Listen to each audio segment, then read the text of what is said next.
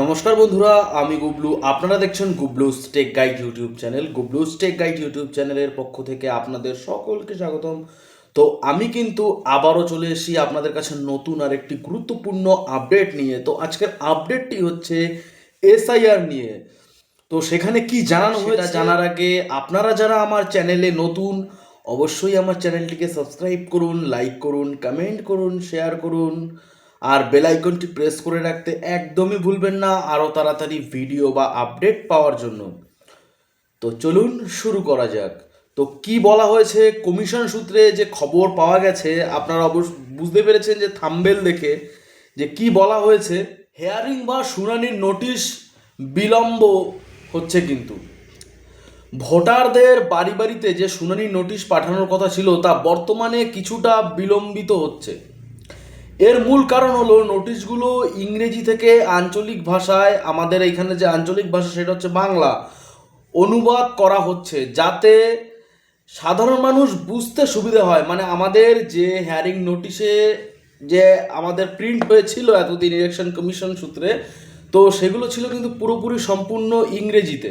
তো সেগুলো আমাদের এখানে যেহেতু বাংলা ভাষা, আমাদের প্রধান ভাষা হচ্ছে বাংলা, সবাই কিন্তু ইংরেজি ভাষা বুঝতে পারে না। তো তার জন্য কিন্তু বাংলায় সেগুলোকে কনভার্ট করা হচ্ছে, তার জন্য কিন্তু কিছুদিন দেরি হচ্ছে যে আমাদের এসআইআরের যে হ্যারিং নোটিশগুলো আসার জন্য।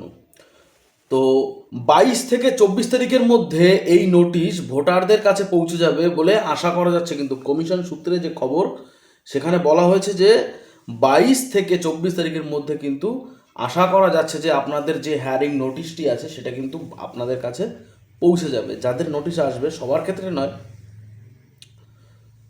তো আরও একটা আপডেট এসছে যে কাদের শুনানিতে যেতে হবে না। তো নির্বাচন কমিশন এবং বিএলও অ্যাপে নতুন একটি অপশন যুক্ত করেছে, যার নাম হচ্ছে নো নিডেড হিয়ারিং।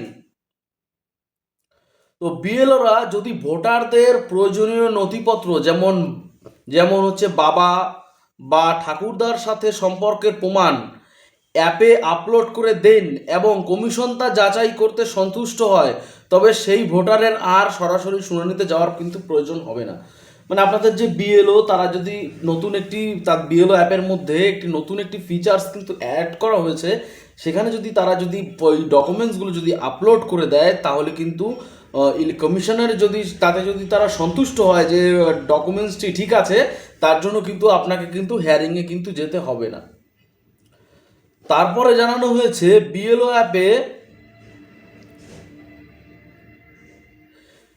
অ্যাপে রিভেরিফাই লজিক ডিসক্রিপশনস নামে একটি অপশন কিন্তু যুক্ত করা হয়েছে। এর মাধ্যমে বিএলওরা ভোটারদের নথিপত্রের ছবি তুলে আপলোড করতে পারবে এবং নামের কোনো ছোটোখাটো ভুল থাকলে তা সংশোধনও কিন্তু বিএলওরা কিন্তু করে দিতে পারবে।